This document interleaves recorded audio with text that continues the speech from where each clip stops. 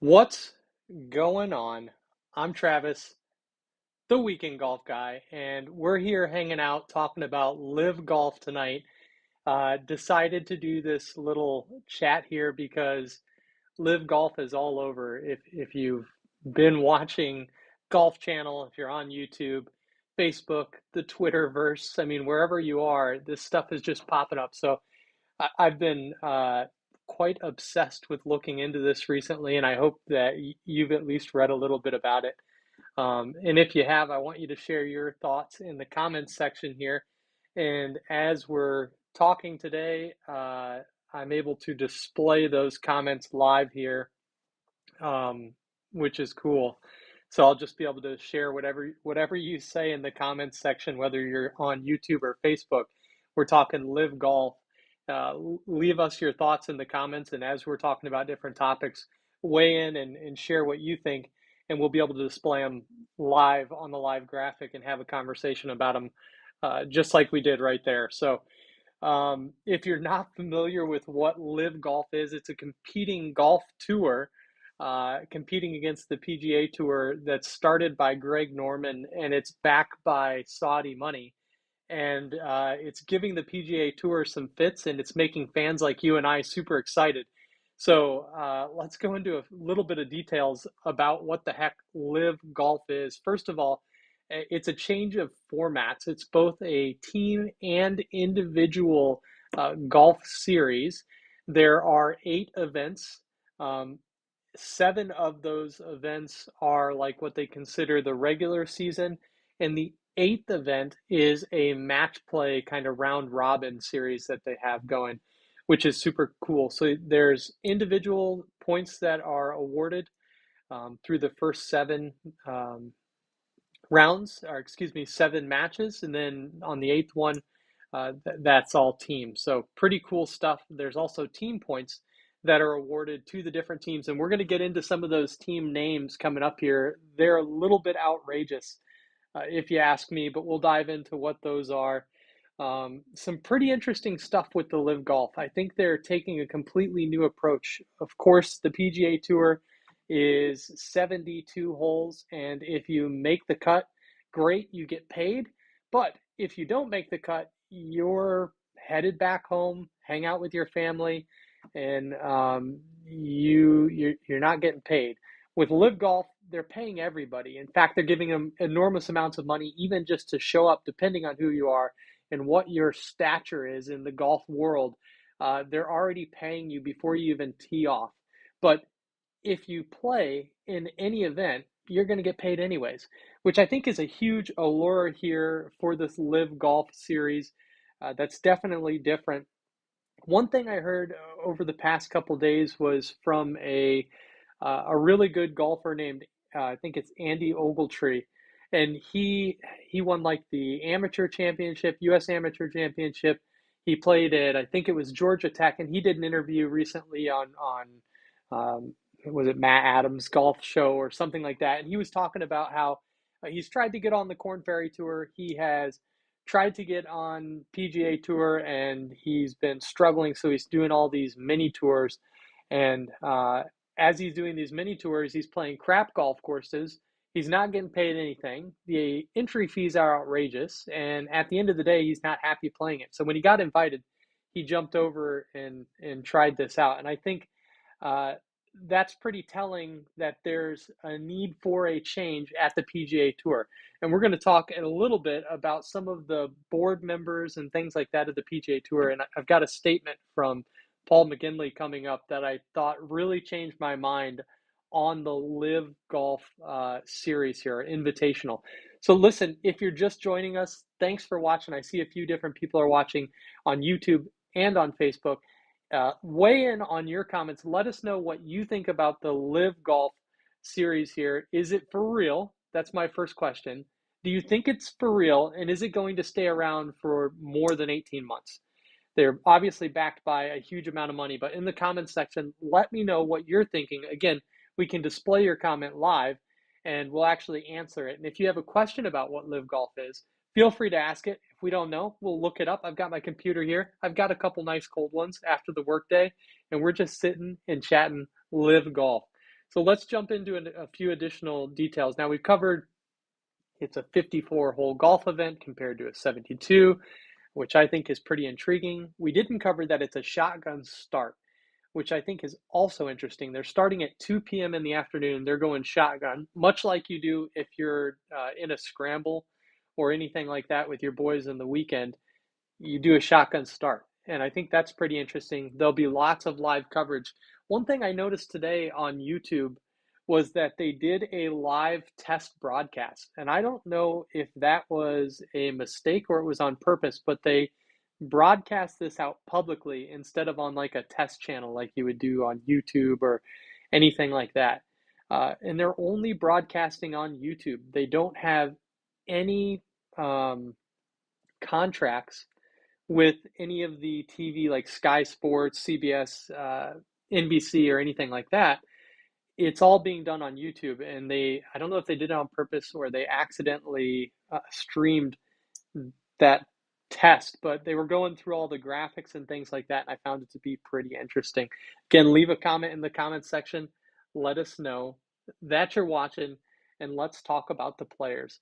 So the most notable player, and I think the biggest shock to the golf world and everybody watching out for this, was that DJ Dustin Johnson came over and he signed up for this LIV Golf series, and he actually resigned from the PGA Tour, his membership, and that's a pretty big shock to people. I also think that Dustin Johnson is the perfect person to be the first one to go and do this.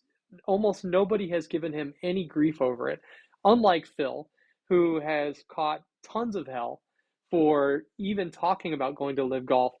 And now, granted, Phil has 45 wins on the PGA Tour, and he could do whatever the heck he wants. He doesn't need the money. I think he's just defecting because he's Phil. And if you've ever watched our previous podcast or watched any of my live simulated golf, you know that I'm not really that big of a fan of Phil.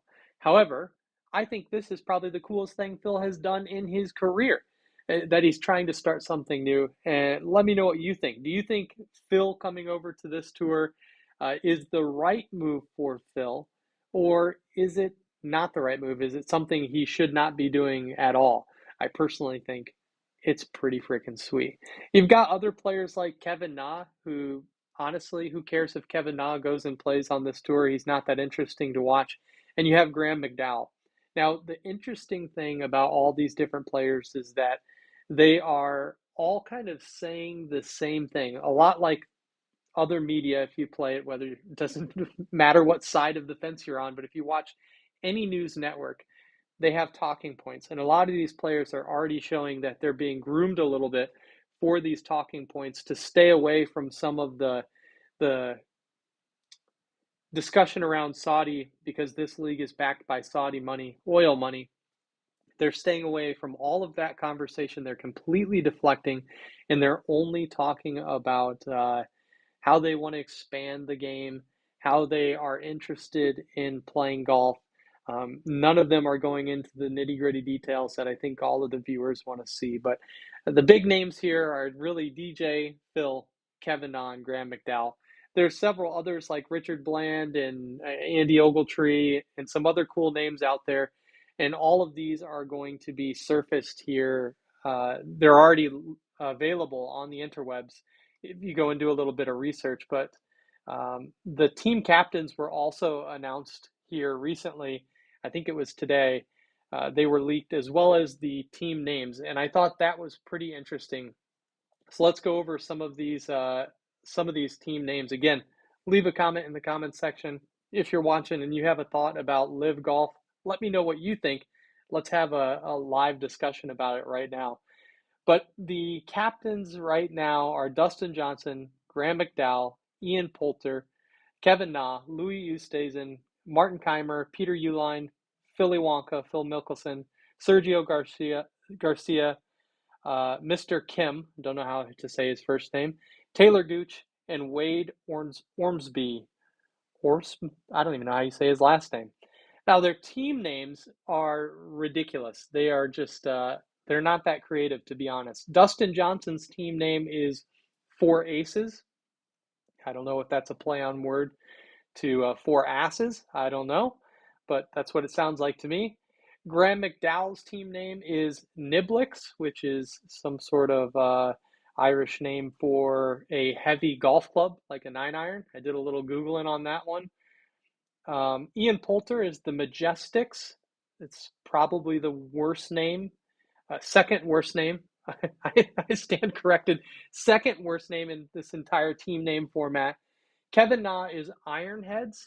I could expect that from somebody like Pat Perez, who's, you know, into metal music, but Kevin Na, Ironheads, yeah, I don't get it.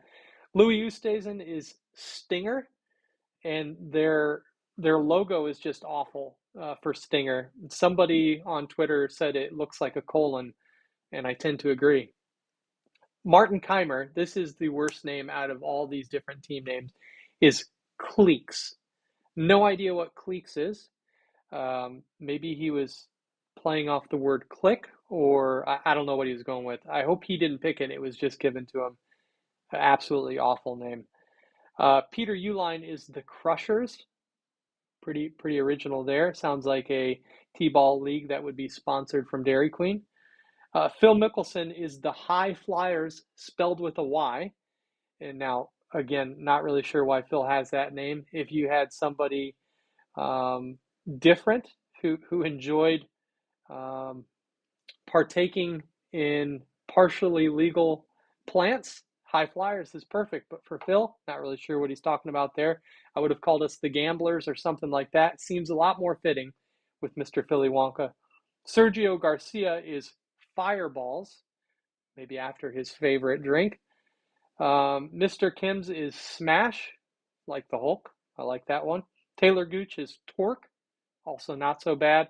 Wayne Ormsby is Punch. I think that is just stupid. Could have got a lot more creative there. Nice. So I see Sal has got a nice comment there. Very creative, Sal, in the old comments section there. I'm not going to display that one. Um, it's pretty awful. So thanks, Sal, for that. That could be your team name if you enjoy that kind of thing. It'd be perfect for you.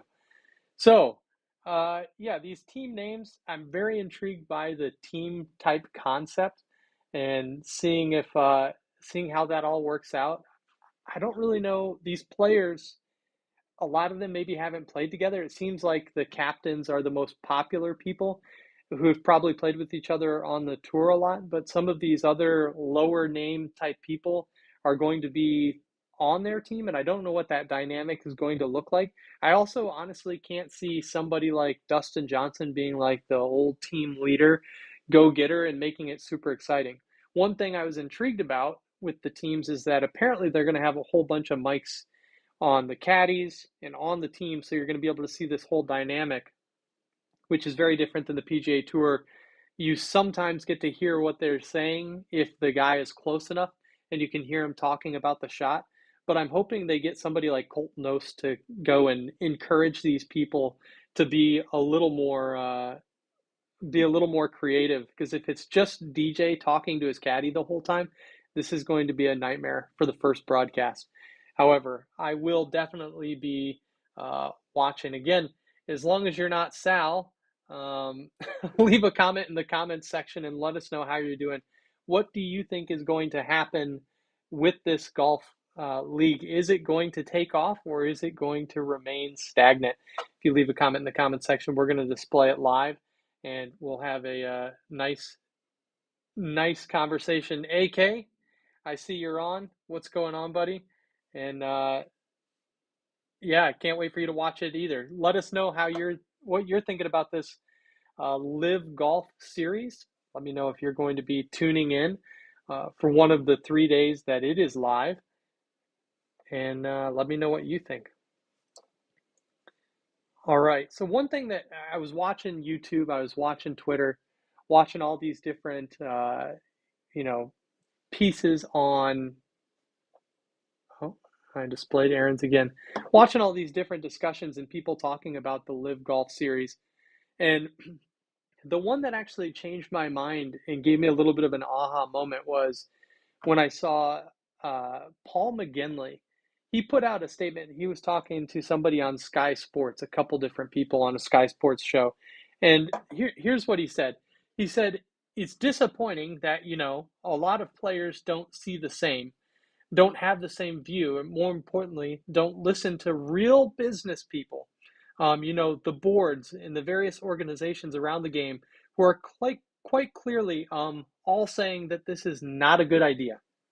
And this was, to me, the biggest key indicator that there's absolutely a need for a change. This guy who's sitting on the board, Paul McKinley, captain, player, the Irish guy, if you don't know him, is saying, hey, listen, in his interview, he was talking about, I sit on the board of one of the popular series, and we're doing a lot. We're doing a lot for the game of golf. We're giving the players more, and they all ride around in these private jets. And I can't believe that they're not listening to business people like myself. Instead, they're off defecting and doing this their own thing. And to me, that was the absolute biggest indicator that there needs to be a change in the PGA Tour structure. And I think that this LIV Golf series is wonderful for the competition in the game of golf, because what Paul is saying is, hey, we're doing more and more, and we're adding more and more to the purse, and we're building up the game slowly, and we have all these business people who are creating relations, and we have these very sophisticated people. You, Mr. or Mrs. Golfer, should not even worry about going and doing this other tour, because it's, what do you know? And that is the exact type of mentality that is going to allow Greg Norman to come in here and sideswipe the PGA Tour, take its market share, do all those other things that they said he couldn't do because he tried it in 1994 with another person and all of the players backed out on him. However, now he's backed by money that's not going to drain up because we keep pumping it into our cars. And he's going to actually pull this thing off, at least for a singular season. That's what we know so far. Let's see what we got. Got new comments coming in here. Awesome. Yeah, so listen, what do you think about that comment? And I'll throw it up here again so you can read through it, because I kind of went through it pretty quickly. But yeah, I think this is just absolutely and utterly disrespectful to the players, many of which have college degrees, and they live on the golf tour, on the PGA Tour, week in and week out. He has another saying in his broadcast that talks a little bit about how they're riding private jets. Clearly, that's not the case for these 48 players who have went over to the LIV Golf Series. They're not living the high life, with the exception of a few, Ian Poulter, Kevin Na, Graham McDowell, DJ. Those folks are absolutely living it up. But the rest of the tour may not feel exactly the same. And I think this statement was one that just showed me, hey, there's definitely a need for a change here. Let me know in the comments section what you think about this whole LIV Golf series. Have you found anything interesting, off-putting, or just something that stood out or taken back? Are you excited about this tour? Are you going to be watching it as they tee it up during the shotgun start, 2 p.m. Um, on Thursday? And what do you think about the 54-hole format? Of course, LIV is the Roman numeral 454. It's in part where they got its name. And of course, it's a play on words as well. Let's go take a peek a little bit here about some additional information on the season itself. It's a regular season event. They said, here's what's directly from the LIV Golf website. If you haven't had a chance to go and read it, each regular season event will essentially be two simultaneous competitions. They say an individual and a team event. And for the individual event, like we told you before, every stroke counts, just like it always has, through 54 holes. And they say that a fast start, which is a good point, is very important to get off to, because you don't have those 72 holes to make up ground. That being said, if you're used to only playing 2 days, now you have 3, it may leave a little more room for opportunity for people who maybe have a bad first round, bad front nine on the second day, but shoot lights out on the second half of the event to catch up and put pressure on the leaders. The player with the most ranking points after 7 events is going to be named the individual champion. And for the team event, this is, they say, where the scoring gets more exciting. Over the first 2 rounds, the best 2 stroke play scores will count for each team. So there's 4 players per team, and the lowest 2 scores will count for their team score on the first 2 rounds. And for the third and final round, the best 3 scores will count. So your person who plays the worst on your team, their score is going to get thrown out, but you have 3 people who is going to count. So if 2 players from your team play awful and 2 players play good, you're going to have one of those scores that sticks around and counts towards your total team score. And of course, you're playing all of those different teams, however many it was that we talked about earlier. And that's for events 1 through 7. Now, event 8 is the final event of the season, and this is going to be a seeded 4-day round match play knockout, which is going to be awesome. So they have day 1, which is the championship match. They call them all championship matches, and then the last one is the results match. But they have their all the teams stacked up in a bracket. So you have Team 5 is playing Team 12, Team 7 is playing Team 10, and they're going to just have a regular old bracketed match play, team versus team. Now, with that one, they didn't really get into how this will be. I guess all 4 players will play other 4 players and matched up. Interested to see how that final 8th round event is going to be. It's going to be pretty interesting. I think this team aspect is actually the most exciting part of LIV Golf. The individual stuff sounds like it's just like the PGA Tour, and it's providing some individual incentive to play and make money. You're going to get a fat bonus. Let's talk about what that prize pool looks like. It says that the individual champion is going to get a total purse of $30 million. Now, this isn't an entire season-long event. We're talking 8 events, 7 events for the individual. So 7 events. They've already named all of the different events that are going to be out there, and we'll cover where those are going to be located, some of which are in the US and some are overseas. The first one, in fact, is overseas. But individual, whoever that is, and it may be DJ, it may be Kevin Knott, maybe one of these Asian Tour players who are coming over and playing in LIV Golf.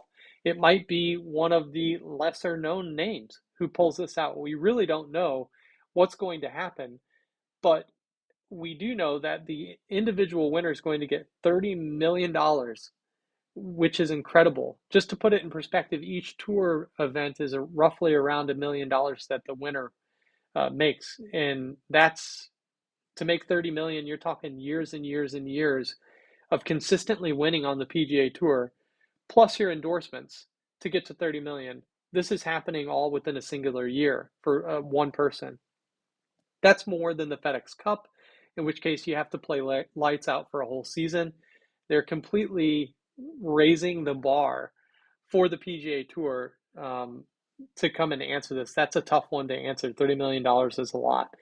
And for the team, the season-ending team championship is going to have $50 million, and all 12 teams receive a cut, and $16 million goes to first place, $1 million to 12th. So that's $50 million prize pool, it sounds like, for the teams, and $16 million is going to the winning team.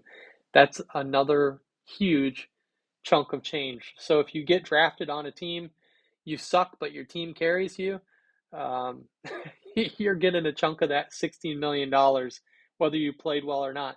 Now, I wonder how that's going to work is if, I guess I should be cautious and say, if they go into another series and they have another season, how will they do this? Will there be more members on the team? Will they have more players? Is it going to be a more exclusive draft?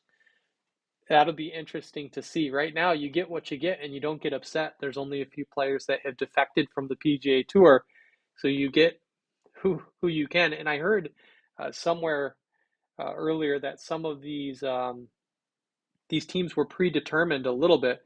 They have a draft, it sounds like, that either is happening now or happened today, to pick these players, but it sounds like some of that was already predetermined. And I imagine it had to be if they're going to do a live broadcast. It's probably a real pain in the ass to try and set up all the graphics for that live broadcast with minimal notice. So, yeah, I would have that all kind of pre-staged as well. So, some of the conversation here is around Greg Norman, the Shark, and how he's going to not be able to pull this off. But when I went and looked at some of this information here, I just went right on their website and I went and looked at, they have their live leadership, they call it. It actually has some people with pretty decent credentials. You have Greg Norman, who's the CEO. You have a corporate development and brand officer from the Tampa Bay Buccaneers, Atul, I don't know how you say his, Kolsla, I think is his last name. And he's got some experience there. You have Ron Cross, who's the chief events officer with 30 years of PGA Tour experience, also with the Augusta National Golf Club. You have Will Steger, over 25 years of experience in media management, and you have a chief marketing officer who has a specialty in things like MTV, Comedy Central, Paramount Network, BET, and then some global experience. And Carrie Taylor is her name. So we've got a lot of experience, it sounds like, in their live leadership. It's not just Greg Norman going out there and doing this as an individual. I think it, at least to me, viewing this from the outside, seems like they have some people with a little bit of backbone to go and make this thing successful. Hey, if you're just watching, thanks for joining. I'm Travis, the Weekend Golf Guy, and uh, we're talking LIV Golf here today, the competing tour to the PGA Tour, and we're also taking comments in our comments section. If you have a comment and you have a thought about LIV Golf, leave it right in the comment section, whether you're on YouTube or on Facebook. And what we'll do is we'll display that comment live. It's really hard to get those things right, live and live. Keep wanting to mix them up. We'll display it live right here. If you have a question about LIV Golf, we'll do the Googling for you. Or you have a thought or a perspective you want to share. Do you think this is going to be a good thing for golf? Is it a good thing for golf? Is it not a good thing for golf? Do you have a personal opinion about where this money is coming from? And some reservations about that. And will you be watching this weekend as they tee it up for the first event, which is in London? Let's talk about those different events right now. So again, there's 8 events. The first one is in London. The next one is in Portland, then in Bedminster, then in Boston, Chicago, Bangkok, Jeddah, and Miami. And so they're ending, and there's a couple of these that are at the Trump courses, but they're ending at Doral, which is in Miami. And if you've seen us play any of our live simulated golf, we've played Doral before. That's just a crazy difficult golf course. It seems like it should be pretty straightforward, but absolutely kicks your ass. So that'll be interesting to see. That's the home of the Blue Monster. So some pretty cool courses in Portland. Their first U.S. stop, they're playing at Pumpkin Ridge. Very cool course, kind of near. It's near Portland. That's a really cool one. They used to have a LPGA event there, and they probably still do each year. So really neat course. Exciting to see that they're there. I wonder if some of these courses are going to get a little bit of backlash, or uh, they're going to be shunned a little bit from the PGA Tour for agreeing to go on this tour and what it took to get them signed up. I mean, that's pretty bold for these 8 different golf courses to say, yeah, we're good with it. Come on over, play your event here. Um, Makes sense for the Trump ones, to be honest. But for some of these other ones, uh, Rich Harvester Farms, you have uh, Greater Boston. Um, let's see where this one is here. Boston, what course are they playing? The Oaks golf course. Yeah, I wonder if they're just getting absolutely beat up here by the PGA Tour and what Jay Monahan is doing uh, to try and thwart some of these efforts by the leadership team from LIV Golf. What else we got on LIV Golf? Listen, again, if you're watching, leave a comment in the comment section. Let us know you're watching. Let us know that what you think about this entire thing. And I'm gonna go and and delete some of this comments out of YouTube. I've noticed a lot of YouTube craziness going on here. I don't spend a lot of time on YouTube, but some of the messages and some of the things that I've seen on YouTube recently, a lot of spam happening in the comments section. It's quite a bit of work to clean all that up. So if you have a reasonable um, comment about LIV Golf and what you think about it, leave it in that comment section. I'm just sitting here doing some research, taking a look at what these different things are about, and hanging out and chatting. And that's the entire intent of this live stream. Totally different from what we normally do with our live simulated golf. And it's been a while since we have done a fantasy golf podcast or prediction, which I plan on getting into again soon.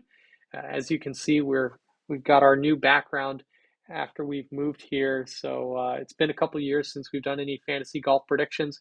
We have been playing fantasy golf, and it's gone moderately okay recently. Been making a bunch of cuts, but I'll get 6 of 6, but of those 6 players, they all are outside of the top 30. So that part's very frustrating. I feel like I'm right on the edge. Hopefully, we're right on the edge of doing something big here for the U.S. Open, which is upcoming. I feel like we should have a conversation about those upcoming big events and big majors. Um, what's going on? I've got my aunt watching. How's it going?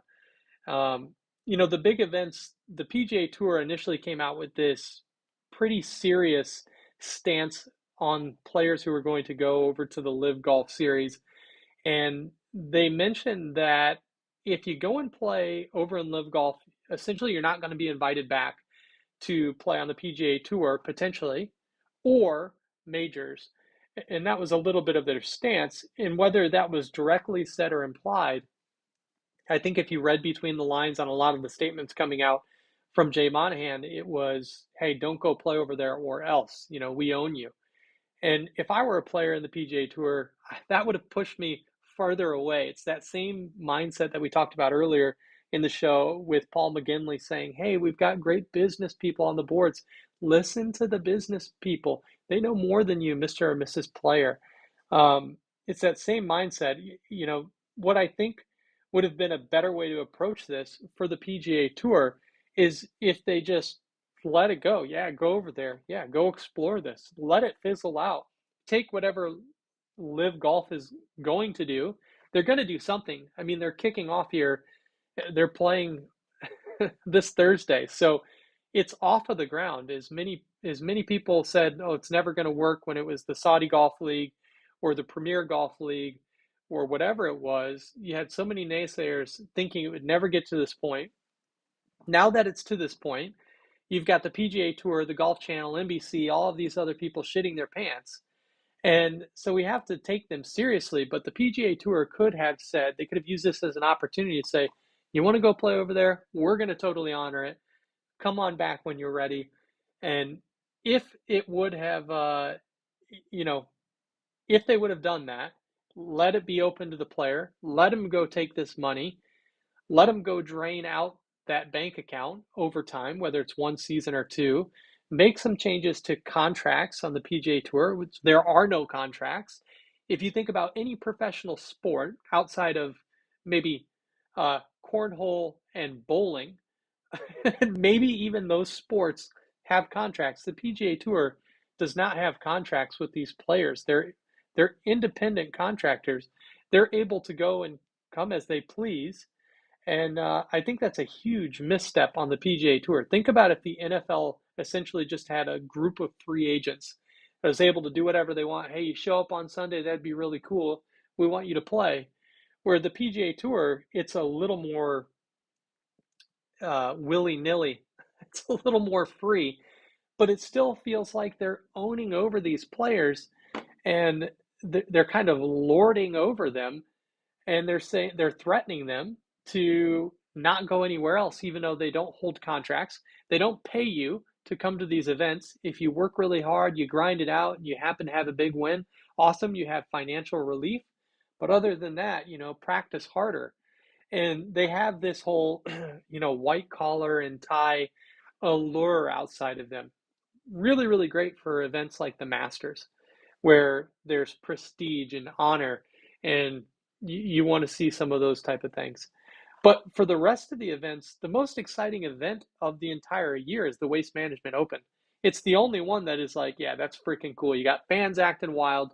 You know, granted, beer chucking, probably a little much. We could tone that down. I don't think anybody should be throwing any kind of beer cans no matter what event you're at.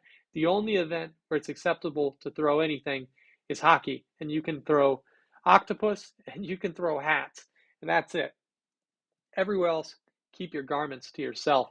But look at that tournament in the Waste Management Open and how people flock from that all over the West. People flock. California, Utah, people are driving down there. They're flying in to go and hang out, and that event is looked forward to by people who watch golf every single year because it's different. LIV Golf is trying to do something different, and I think the PGA Tour could learn from this and say, look, we charge too much for food and beverage, except for at the Masters, which isn't run by the PGA Tour. Our event is pretty stagnant. Granted, we've been doing things the same way for so long, and there's some value in tradition, but they got to do something different. The most exciting tournament is definitely Waste Management Open in my book, outside of the majors. And then after the majors and the Waste Management Open, you really have the Ryder Cup and President's Cup when you go uh, country versus the world. That's pretty exciting. Um, Specifically when you have Patrick Reed doing big things in there, or Scotty Scheffler doing excellent stuff, taking on people as a newcomer. Outside of that, the daily grind of most of the tournaments is kind of mind numbing. You think of the Barbasol Championship and other things like that. It's like this isn't this isn't really that exciting, and so yeah, I think the PGA Tour could have done a much better job, in my opinion, of thwarting this. They could have treated it not as if it wasn't a threat.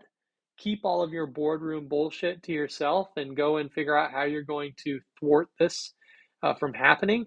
But don't put it on the players, because all you're doing is ostracizing them and putting them in a position to choose between you and a whole bunch of money. And it looks like for 48 players, they're going to choose a whole bunch of money. Listen, if you're watching, let me know you're watching. Leave a comment about what you think about this golf tour, the LIV Golf Tour, which is what we're talking about in this open chat. We've never done this before, so putting it out there, seeing how it takes off. Leave a comment in the comments section. Let me know you're watching. What do you think about this tour?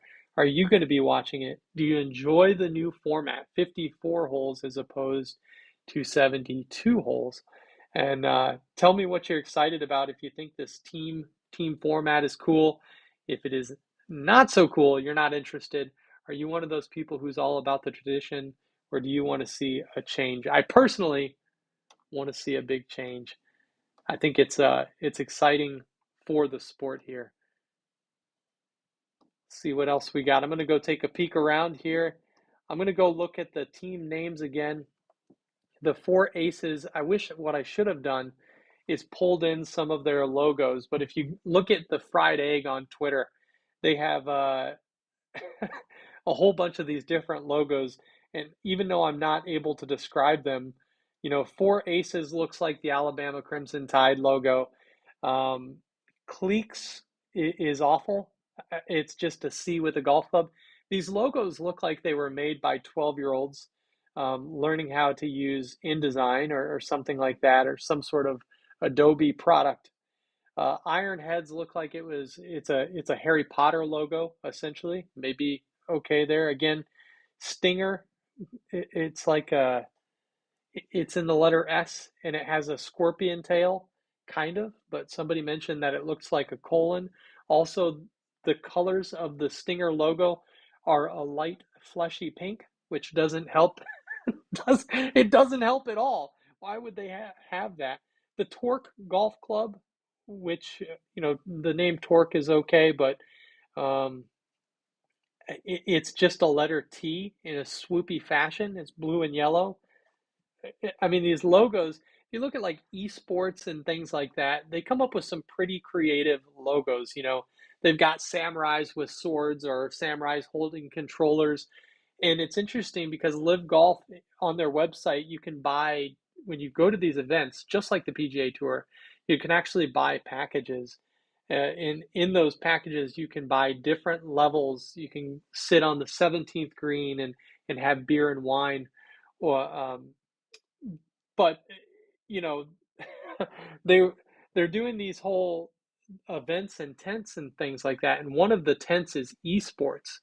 I think that's pretty interesting, so I can't wait when somebody actually buys the tickets and posts online how they think these events were run. Is it going to be actually just a trash event? Now, I'll tell you, I've been to some PGA Tour events that were not set up very well, not run very well from a spectator's perspective. Um, and I wonder how they'll do with these events being new for the spectators. I was looking at ticket prices on the Live Golf website, and to go to one of these events, it seems relatively reasonable. I think I saw roughly around $65 a day, $180 for 3 days. And of course, you could spend as much as you want, up to 10 grand at London if you wanted to go and sit in a VIP tent. And you also get ground passes to go inside the ropes and listen to the players. I'm interested to see how that's all going to play out as they have these live broadcasts, again, only happening on YouTube. So if you haven't subscribed to their channel, go over and subscribe to their YouTube channel to see maybe their test broadcast like they did today, or or when they actually go live. Who knows how that's going to be? I wonder if they'll have people who paid $10,000, $15,000 walking inside the ropes, absolutely smashed, getting too close to DJ, and what security will look like. Um, this is all the wild west of golf, which I think is one of the most exciting parts of this entire thing. Is uh, nobody freaking knows how this is going to turn out. And if I were the PGA Tour, I would be scared shitless, absolutely scared shitless that this is taking off because, yeah, they're ostracizing players. Um, Back on some of these logos while I clear my throat with our nice indoor golf club koozie, which will be available soon. We will be shelling we'll be shelling them soon. We're going to be selling them soon. We're setting up a store. Also, we have some live simulated golf leagues that are starting up for the summer. Again, always free if you play live indoor golf and you want to play in a free league against other people online. Little selfish self plug, which I can do. Uh, indoorgolf.club. It's www.indoorgolf.club. Meet and compete with other indoor golfers at indoorgolf.club. Anyways, having a wonderful, lovely Shiner Bock made here in the great state of Texas. Real tasty if you've never tried them. Let me know how you're doing in the comments section. We're just here for some live chat, whether you're on YouTube, whether you're on Facebook, sitting at your house. Let me know what you think about this live golf or sports life in general, how you're doing. Just check in and say hello. We're here for it all, and we're talking live golf. Some of these other brands or these other logos, they've got fireballs, which I think was Kevin Na. Let's go check. Nope, Kevin Na was Ironheads. Fireballs is Sergio Garcia is a smiling golf ball on fire, flowing through a yellow square, wearing sunglasses, looking like he's going about 1,000,000 miles an hour. Um, what was that movie? Oh man, it's gonna drive me nuts. I'm gonna look it up. There was a MLB movie. It's gonna kill me that I don't know this off the top of my head. It's from the 90s. Baseball movie from the 90s. What is it called? 90s baseball movie. The logo looks just like this golf ball looks a lot like this movie. What is it called?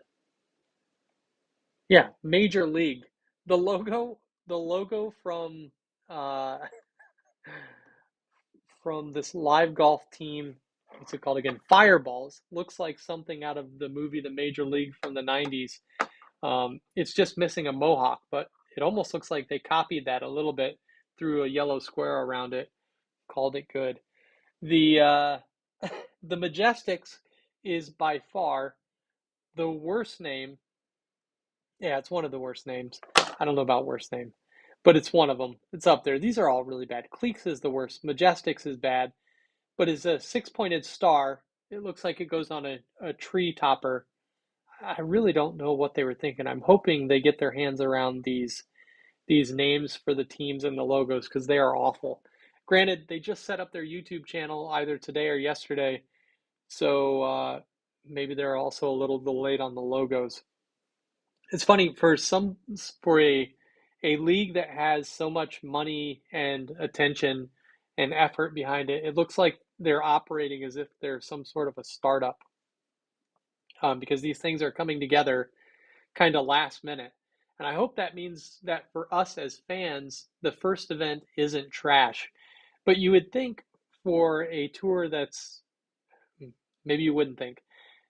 One one mindset or one thought process is that for a league that's disrupting the golf industry and trying to grow the game of golf, you would have everything set up pretty good for your first ever launch.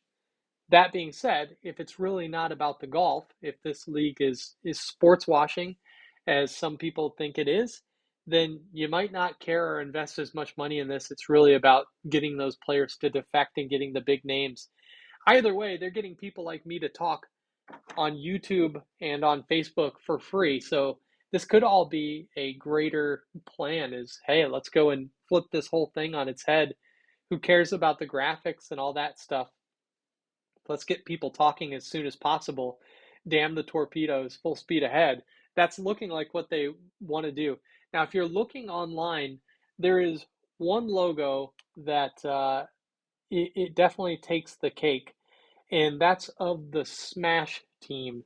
The Smash team captain is who do we have here? Smash is one of the it's Saiwon Kim, and Saiwon Kim, his team logo looks like a fart.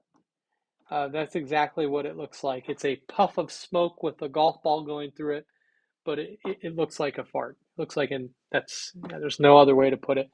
The only decent um, golf logo of all of these teams, there's only one out of every single one, is the Crushers.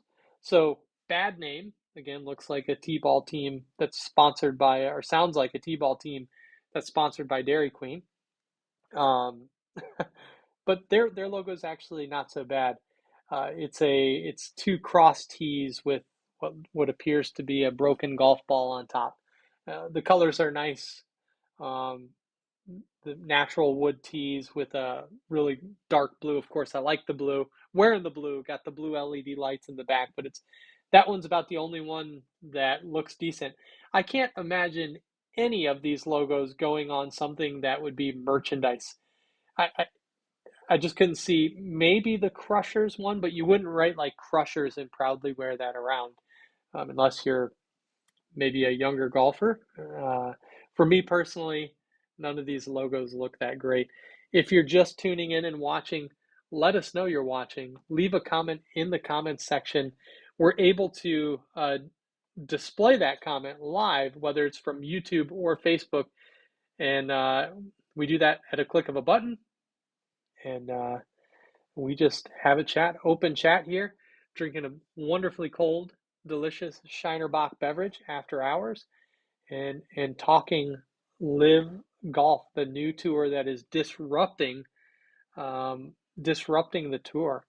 If you haven't been on YouTube, there's about 1,000 different videos talking about this, and now the players are starting to interview and talk about why it was that they came over to this tour.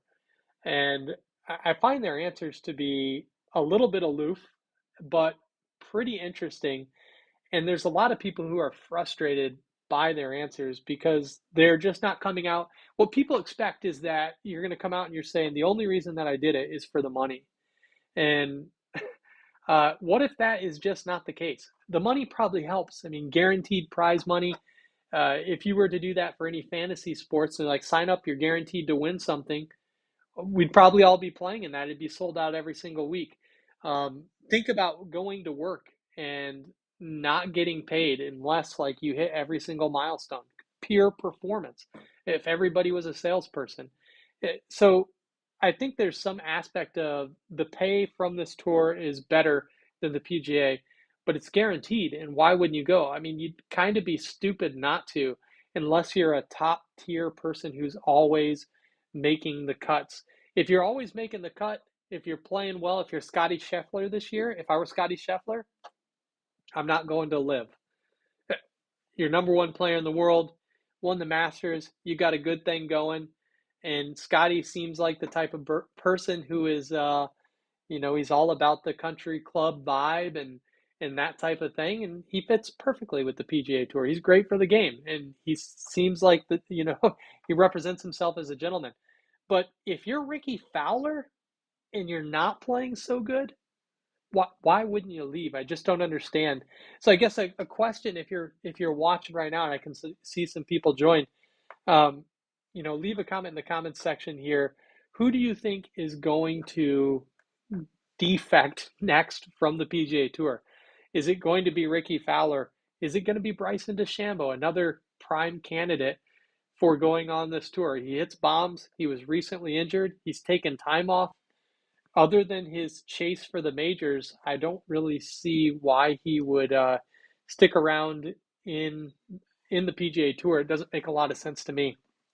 I would be I'd be out of there. Um, yeah, let me know who you think are some other players. Will Patrick Reed end up over there? And if Patrick Reed goes to LIV Golf, is that good for LIV Golf? Arguably the most hated golfer out there. Maybe, it goes between Bryson and Patrick, but at least Bryson, he changed the game. He bulked himself up. He's hitting absolute bombs, not the type of bombs that Phil is hitting. Phil hits different types of bombs, and those are really self-proclaimed bombs.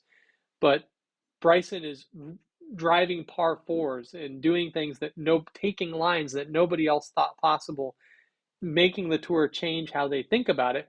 Who else, is Patrick Reed somebody that would be good for LIV Golf? If you were Greg Norman and old Paddy Wagon called you up and said, "Hey, I'm ready to play," would you be taking him on board this season or next season, or would you say, "No, thanks"? Um, Anyways, leave a comment in the comment section. Let me know you're watching. We will display your comment live, just like this. We're talking LIV Golf here, the team and individual format, having a beer, chatting here, uh, even if it's after hours. Let me know what comments you have if you're watching this later on. All right, here we go. So I'm going to go take a peek in here. And we've kind of covered everything here. We've covered the awful team logos, the terrible team names. It seems predictable that these captains are all the most popular players. But yeah, we're close to wrapping it up here. We do have a comment from Gary. What's going on, Gary? How are you, man? And Gary's comment is, just think LIV Tour will wash around for a year or two. A bit of public interest to start, and then it'll wane. LIV will need to recruit more DJs, otherwise it flops, in my humble opinion. And that's a pretty good point. So you think that if they don't recruit more players like Patrick Reed, like other players, people with some sort of name recognition, that no matter how much money they have, this thing's going to flop. And so even if a lot of people are into this whole team aspect because they don't have the name recognition, if more people don't defect, that this whole thing will be done in a year or so. So, Gary, question to you: who do you think is the next player that is going to come over from the tour, who's a tour player or worldwide player, maybe with some name recognition, who's going to come over to the LIV Golf Series? Because it feels like we have not. Um, we haven't seen the end of this yet, right? We haven't seen all the big names.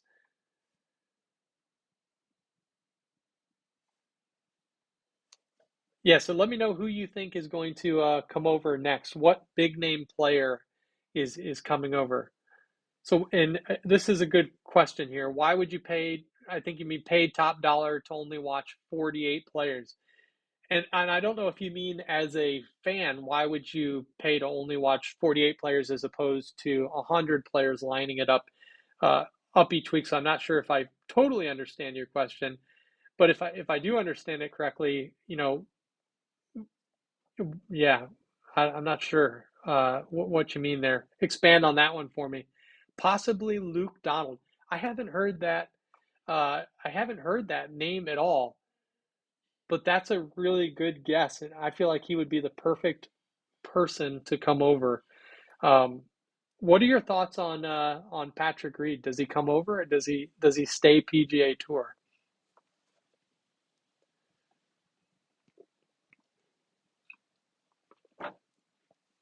Right. Okay, I see what you're saying. Yeah, event only has 48 players with no cut. So instead of 65 or whatever the cut is now, you only watch 48 players. And I guess yeah, and I don't know where the paid top dollar piece is. Are you saying they're paying them top dollar so there's no value to you as a person watching because there's only 48 players? Or are you saying that with 48 players paying top dollar, you want to see like the cream of the crop? Otherwise, this is going to flop. And I didn't mean to rhyme, but that was that was impromptu rhyming. Just happened.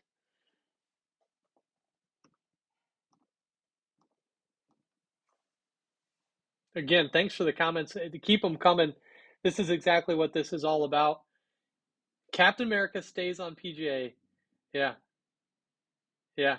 I, I don't know. I'm torn about that. I feel like Patrick, what is he? If I were him, let me just put it from his perspective. If I were Patrick and if I think I know Patrick, it's like, all right, you don't have the most friends on the tour. The fans aren't like all about you. Um, unless it's Ryder Cup time, then they're all over Patrick Reed, but you're not even playing that great, so you might not make it. I'd be gone in a heartbeat because why not? He's not living for some legacy. If I were to bet, if I were a betting man, which I am sometimes, I'd say Captain America goes. So we have a couple, another one. I didn't think about this one either. Casey Westmoreland, what's going on, buddy? How are you? Hopefully, all's good with your family and your loved ones. Same to you as well, Gary. Paul Casey, that is that's a pretty good pick. I wouldn't even thought of him, but he's the perfect person, kind of up there in his career, has good name recognition. He gets close, but he never pulls it out. Um, I think you're right on that. And Casey also saying he thinks Patrick Reed, Captain America, is a yes, in his opinion. I tend to agree, only time will tell. And so, Casey, do you think that Patrick Reed will come over this season at some point? Um, or will it be like next season once all this litigation and stuff kind of settles? And it may take more than a year, but there's definitely some litigation coming to these players who are heading out. I think that's why a lot of them are resigning. Excuse me. um,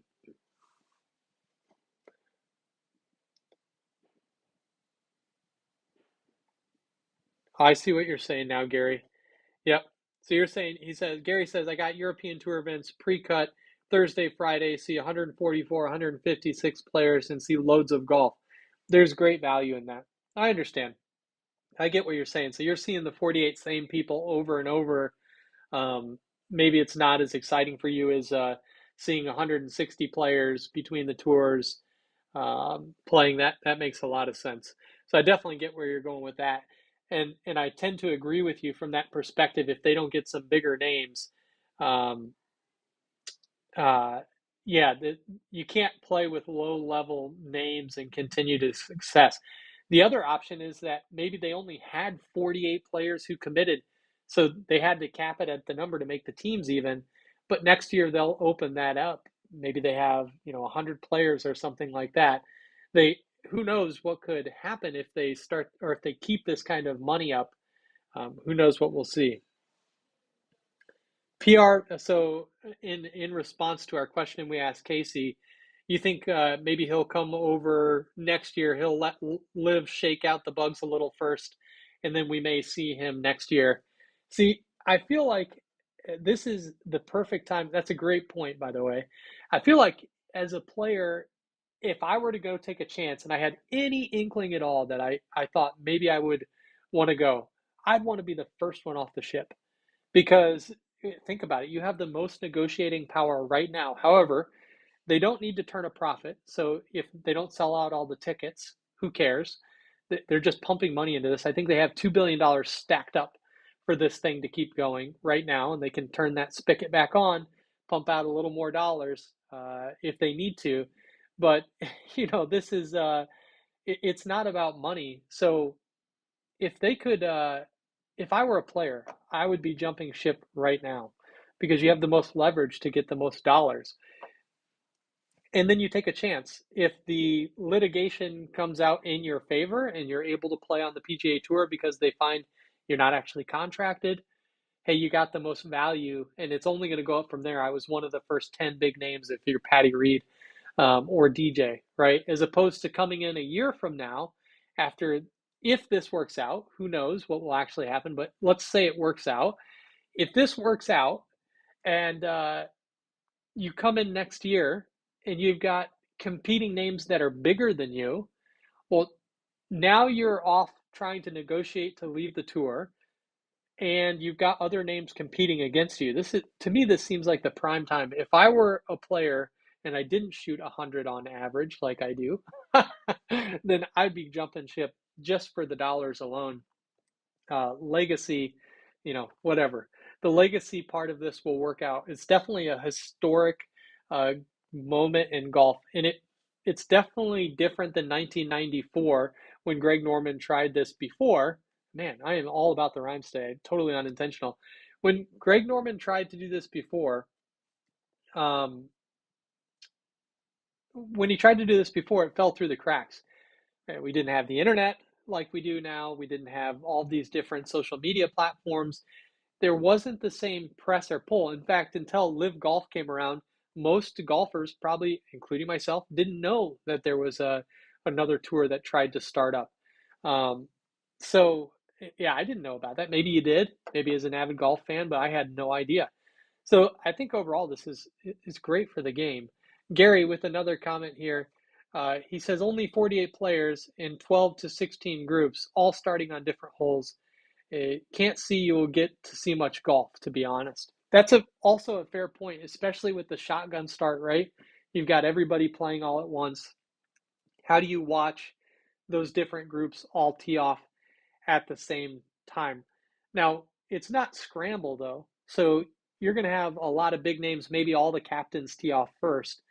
And I feel like it's going to be kind of crazy and hectic. It's a good point. I don't know how they're going to do this. Hopefully, it's better than that test broadcast that they do.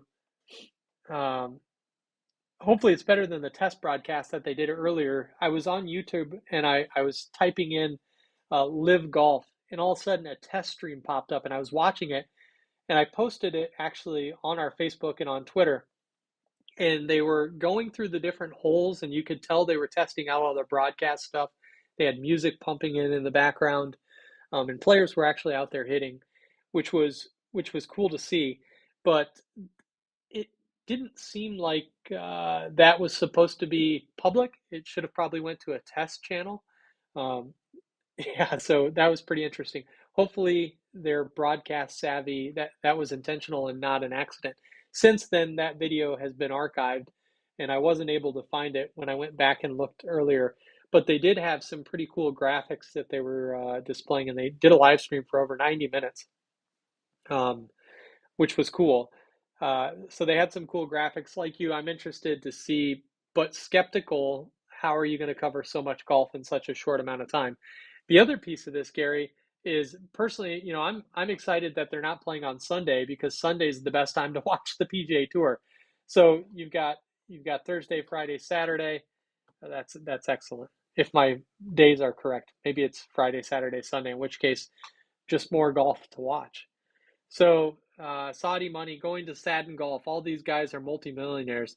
Just think it's greed. Common misconception. Not all these guys are multimillionaires. You have some, right? Especially with endorsements. And I can see your point. Absolutely.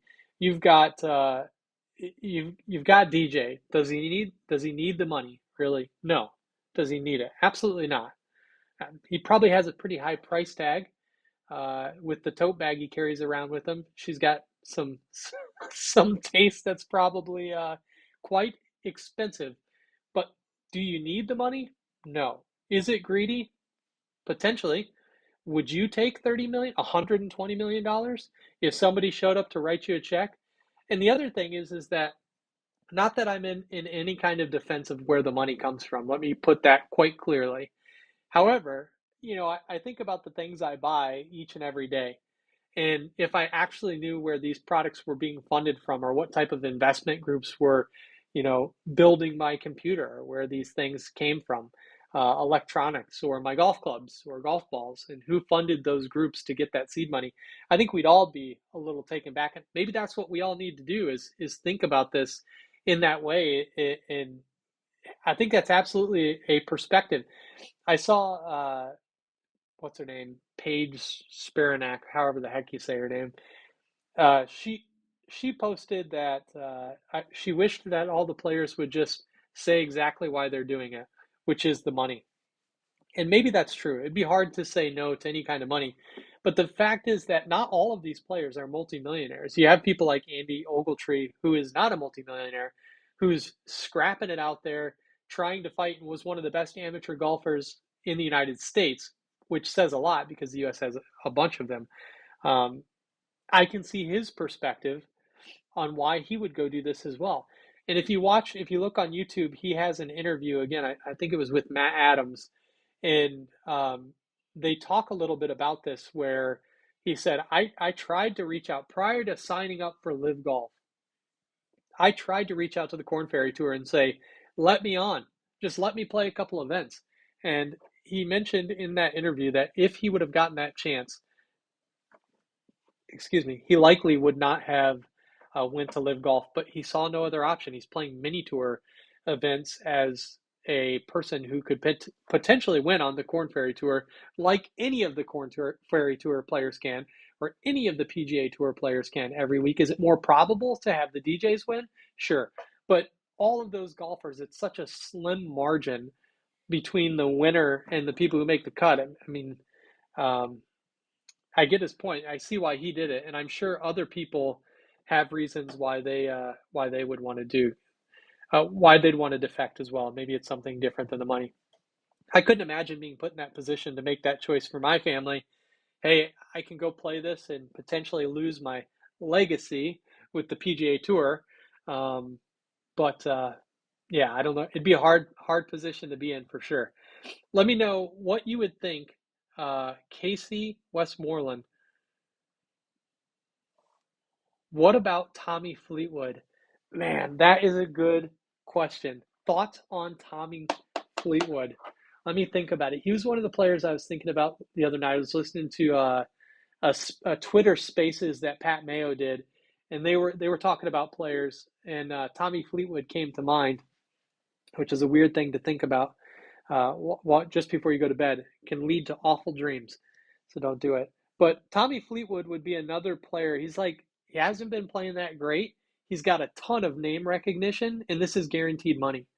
So why wouldn't you? I mean, if you're not playing good, Ricky Fowler, Tommy Fleetwood, Patty Reed, these players who they're big names, they probably can't walk through anywhere. Put Francesco Molinari and Tommy Fleetwood on a team, hopefully with a different name.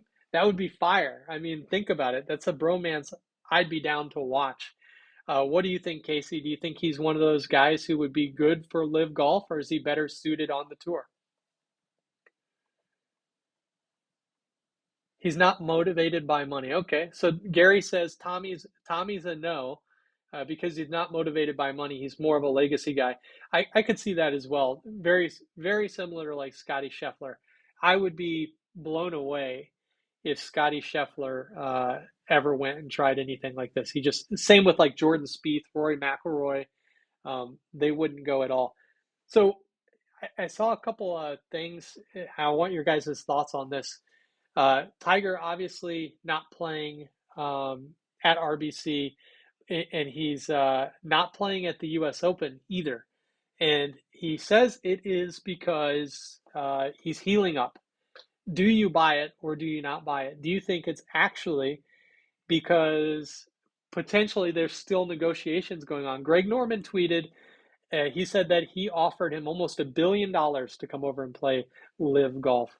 Is Tiger, given his point in his career, um, is he considering this, and or is he really actually letting it rest? Let me know. Yeah, Casey, in rebuttal to the not being motivated, he's a legacy guy, but he's struggling to really break through.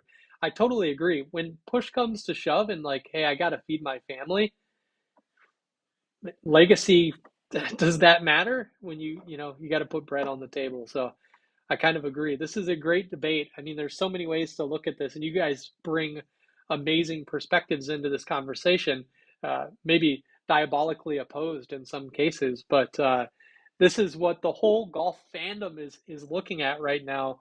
And I think it's a pretty interesting, it's certainly a wonderful time to be a golf fan. There's no doubt about that. All right, so Casey chimed in with his thoughts on Tiger. Gary, if you're still watching, I want to hear what you think.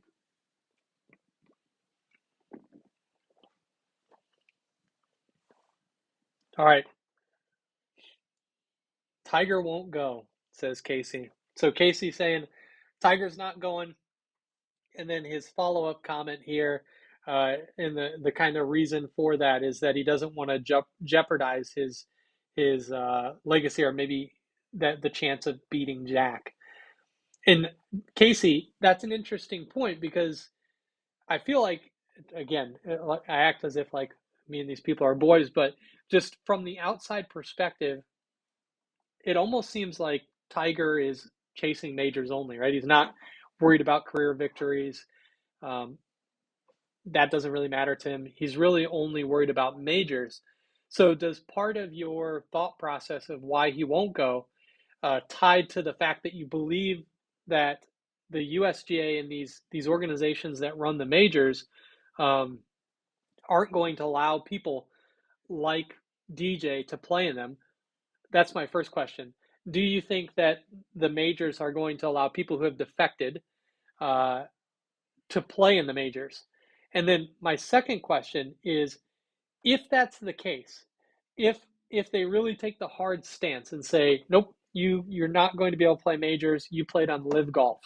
You played on this tour that fizzled out. Now we don't like you because you could possibly look for other income. Um, if that's the case and Tiger does go, does anybody have the balls to tell Tiger, no, you can't play in a major? Let me know. Gary, while you think about that, Casey, and ponder those two questions, Gary agrees with Casey. They've realigned, and they say that Tiger will not go to LIV. When he hangs up his boots, he'll do grassroots stuff with golf and TV stuff. I think that's actually a fair approach. Is like, hey, I've still got time. There's still a little hope, a little glimmer in my eye to maybe go out and win a couple more majors. But the way his body is, I think, I don't know. I'm going to wait for a couple things, but my personal perspective on the Tiger is I don't think anything's out of the question. He's up there in age. He has done wonderful things for the sport. Most influential golfer of all time, arguably. One of the most. Maybe not the most, but one of. It's not even debatable that he's one of them. Um, could he go and do this? I don't know. I mean, he's already been inducted to the Hall of Fame. Nobody could take his major victories from him. He's changed and revolutionized the game of golf. And to me, this feels like an opportunity to do something like that. And I don't think if somebody were offering him $1 billion, if they found an additional uh, several hundred million, whatever that number was that was offered to him, and they could do it, to make Tiger Woods a billionaire, would he do it? I mean, highest paid athlete of all time. Yeah, and Casey, in response to my two questions before, says we don't know for sure, so he won't risk it until those questions are answered. And that's a fair point too, because maybe it's not this year, right? Maybe it is. Maybe it's next year after this litigation fallout happens, after he sees that LIV is potentially a little more serious than what some people are spinning it up to be. Um, Maybe he decides to defect then. Give it a couple more shots at major. He's got St. Andrews coming up. He doesn't want to risk that one.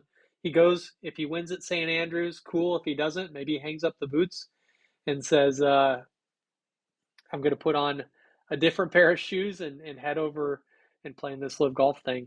That would be that'd be the biggest risk. And how do you combat that if you're the PGA Tour and you've got $1 billion offer on the table for the biggest star and you have no contract with him? You have no contract holding Tiger to the PGA Tour. Jay Monahan has got to be calling Tiger every day, sending him whatever he wants. Not that he needs for anything at all. Back to Gary's commentary about selfishness. Um, you don't need anything at all. But if I were Jay Monahan, I would be shaking in my boots. So, all right, yeah, these are all great considerations here. Um, do you think, next question going out to you all, if you're still watching here, do you think that there's going to be any changes from the PGA Tour coming from this LIV Golf competition? It's off the ground. I mean, they're going to have the event. As soon as the first swing happens, it's underway. Arguably, it's already underway. So do you think that the PGA Tour is going to make any changes? And if so, what do you think that those changes will be? Is it going to be in the contractual space? Is it going to be in giving back and paying the players more? What do you think that would look like? And while you all weigh in on that question, um, I'm going to just read Gary's comment here. So he says any pro can qualify for open events like the Open, US Open, and I saw the USGA's stance on that for this US Open. Not that that can't change, but I agree with you. And who knows what Augusta will do next year, given that DJ is a past winner, now a member of Augusta National. Will they kind of not let him play the Masters, or what about Angel Cabrera, stuck in jail for a couple of years? Well, and I think that one's a tough one. It's a good point. I don't know that you can compare somebody who was convicted like Angel Cabrera and spending jail time to DJ who plays golf somewhere else.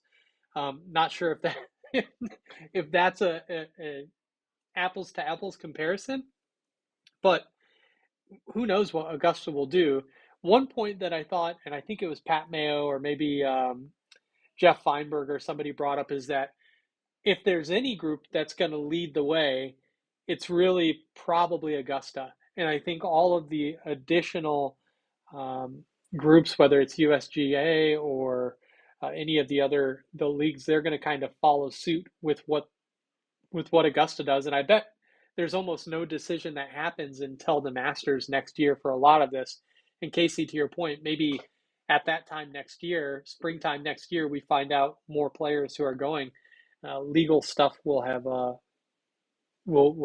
fallen out potentially by then, um, and Augusta takes a stance on what they'll do with people like DJ who has defected. Um, so back to the question on, is there any changes? The PGA Tour got an answer in here. Casey says PGA is on hot standby. If LIV takes off strong, PGA knows they'll have to do something. And he says, but they'll wait to implement anything. Fires that burn bright don't burn long. That can be true, and I like that. That's a great stance there. That's a good point. Hard to argue with that. And I wonder what it will be. Speculating is probably my favorite thing to do here about this. It's what makes it so much fun. And you got to think they're going to change their contracts. I can't believe that a person who dedicates their life to doing something, whether it's golf or anything at all, goes and shows up and doesn't get paid on a weekend. Whether, Thursday, Friday, they're there Monday, they qualify for an event, they pay buttloads of money to go and play, and they don't get paid. That's bogus. I mean, imagine people who didn't play. Let's take soccer, for example. You're injured, you don't get paid. You didn't play that week, you don't get paid. Pay for performance. Um, yeah, and I think that there has to be a change in that pay structure. It doesn't have to be an astronomical amount. You're talking throw $20,000 the way of the players, and then sign them up that they have to go and do autographs with the fans to give back. Whatever, that they're committing to additional responsibilities, but put it in a contract so that they have guaranteed income, can take that off. I mean, how stressful is it to have to know at the end of each week for these people who are trying to grind it out whether they're going to be able to feed their family or not? So Gary chimed in and said he thinks that the lawyers will be making the decision that the PGA Tour will make, and that it sounds like you think a lot of these things are potentially not in some of the people like the board's hands, that this is going to be a very litigious topic. And Casey chimes in with the old lawyers that run the PGA. I don't know much about the old lawyers or who runs the PGA in that way, but yeah, you'd think it's got to be kind of musty smelling and filled with dark mahogany offices and leather bound books. For sure. Awesome. What do you guys think here? What other comments do you have about this LIV Golf? Will you be tuning in to watch it? I mean, we all have opinions here, clearly. Will you be tuning in to watch LIV Golf as it kicks off this week? Let me know in the comments section. If you're joining us on YouTube, hey, thanks for watching. I greatly appreciate it. Leave something in the comments section. We're able to display your comments as well, not just Facebook comments. So let us know you're watching there, and we're having a good conversation here with Gary and Casey, talking LIV Golf. We'll throw that graphic up. I kind of like the LIV Golf. At first, I thought it was a stupid name. I was like, LIV Golf, and I was kind of confusing it with Live Golf, and then I went and read up. I was like, okay, it's 54. The Roman numeral. It stands. They're having 54 holes, and the more I read about it, and be honest, the more I'm intrigued. So, let us know. Will you be watching in the comments section? We got live chat going on. We're just hanging out, chatting, talking, guessing. That's really what we're doing. Yeah. Next question. So, first question was, will you be watching LIV Golf this week? The next question is, no matter how you felt about the players before they did this, for any of those players that you watch and they've now went over and they're going to play LIV Golf, has your opinion changed about those players now that they've shifted over there? If so, did it shift in a positive way? You think it's cool that they're doing it and you understand? Or do you feel like, you know what, I've kind of lost a little bit of respect for, let's say Kevin Na, because he's decided to go over there? Yeah, let me know what you think.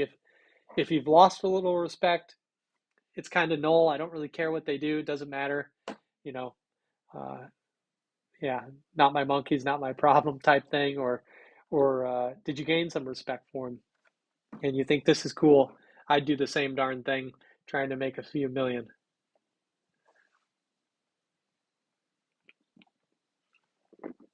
All right, so Casey says he's going to try and tune in, and that he's very intrigued as well. Um, Casey, have you lost any respect for these players that have announced that they're going to play on this tour, or do you kind of see where they're coming from and you don't really care?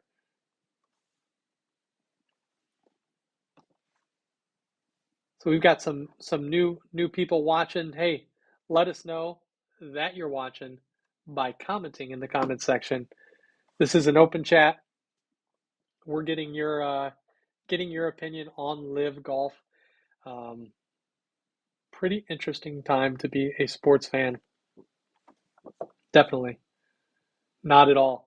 So I assume Casey says that he is not at all affected by the players' um, decision to go over there. That look, it's yeah, nothing's changed so far, and that in fact he kind of likes the move. It's a little bit bold, and that's pretty cool. Gary, however, has a different opinion. Gary says, "I will not be watching LIV on TV or in person. I've been bombarded with email junk from them offering tickets at crazy prices, then reduced and reduced again. I won't be going."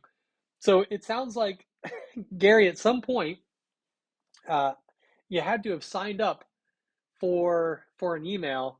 It sounds like they're spamming you pretty hard, which is why I don't give out my email unless I have to. But um, just now, was it just the emails that kind of set you off and said you're not going to be watching it on in person or on TV?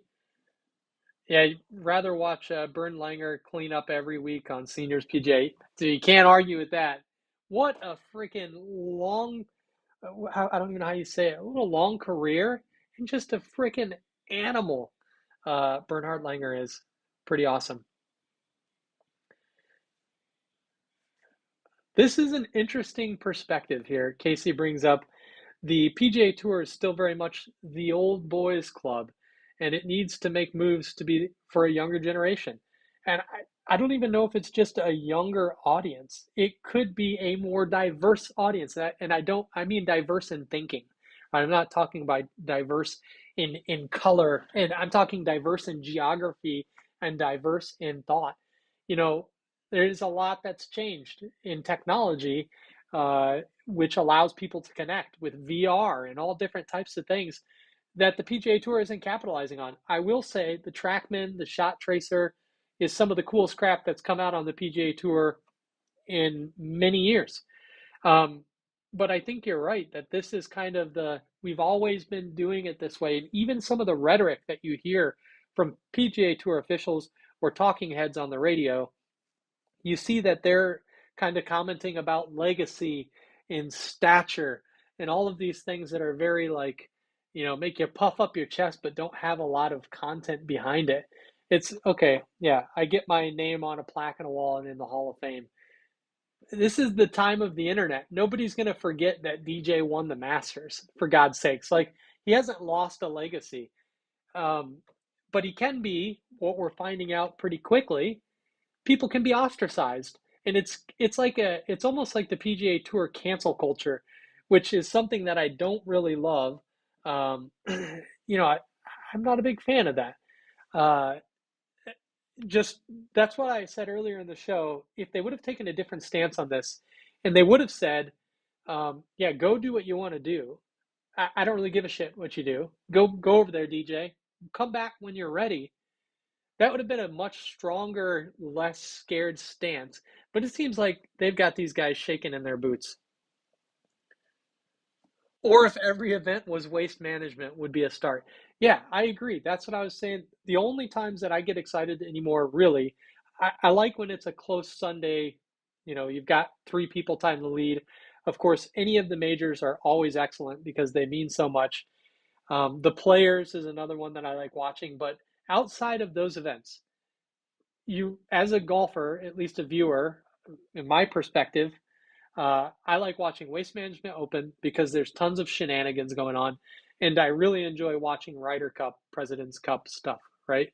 Those are that's where you get all these cool. I don't know. It just seems like they're more fun events to watch.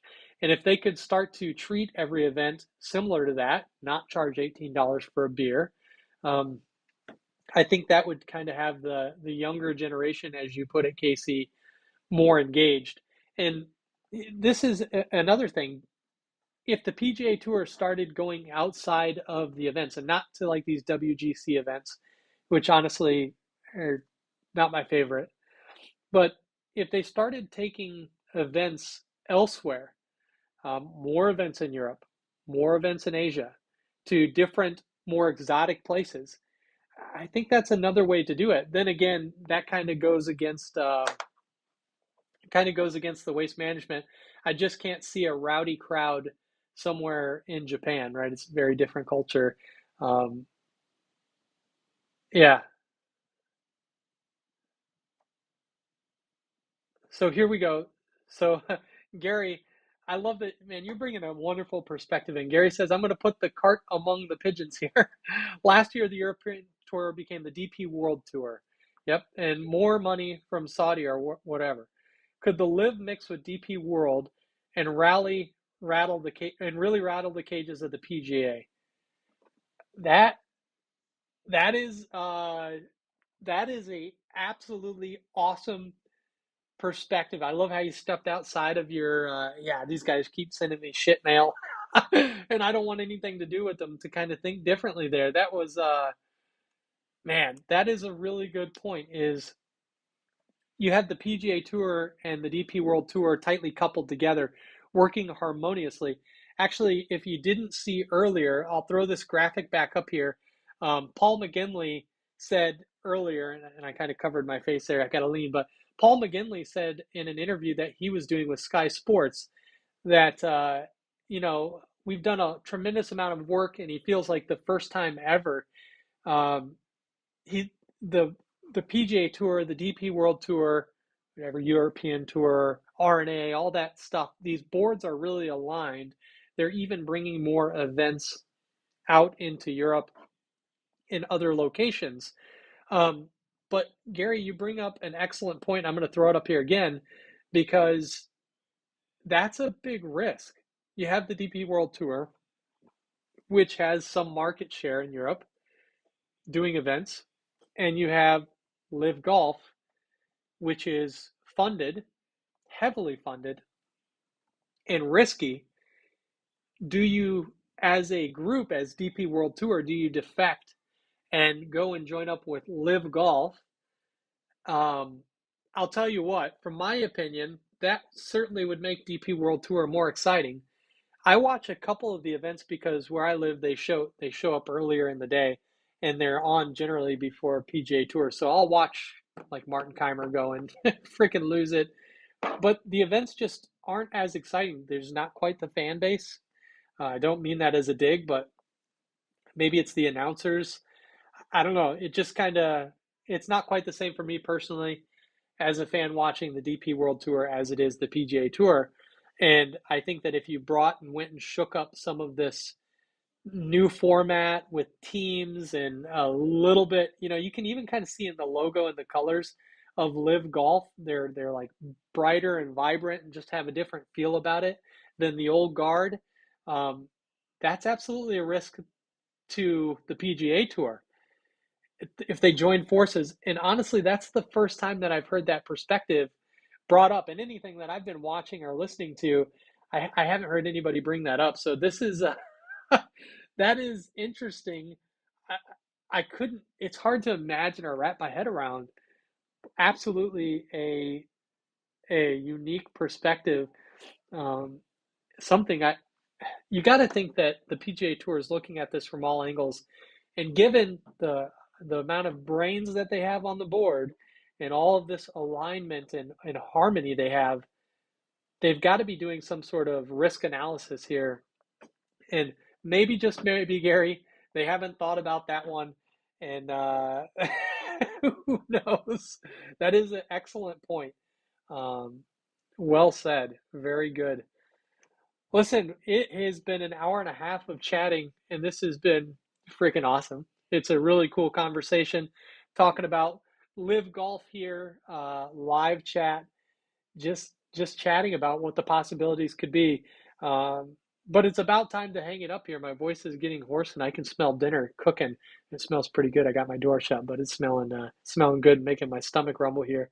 So maybe we'll do another follow-on discussion here um, after we after we uh, after we see the first event, because I'm definitely going to be tuning in. But we'll give it just a couple more minutes because I see we've got 5 people who just joined. If you're watching now, don't go anywhere. Leave a comment in the comments section. We're talking live golf, and answer this for us. Um, do you have a different view of the players who have jumped ship from the PGA Tour? Is it positive or negative? Leave that in the comments section here. I'll just stick around for a couple more sips of beer, and then we'll call it a night. But this has been pretty excellent. It turned out it started off pretty freaking slow.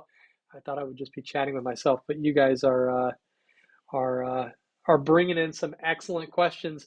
Casey Westmoreland with one final question here. Where are you now? Texas? Absolutely. Yeehaw. Yes, sir.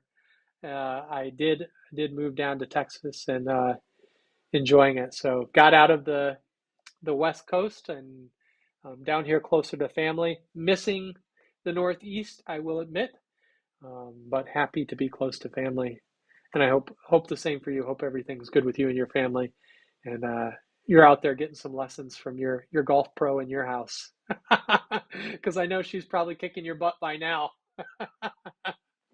So hopefully she's teaching you a thing or two, and we can meet up sometime in the very near future for some golf. That'd be excellent.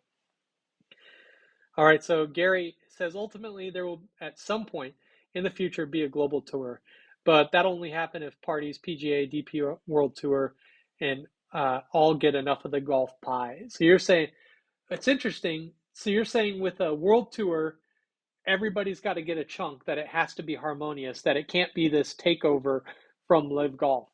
What if uh,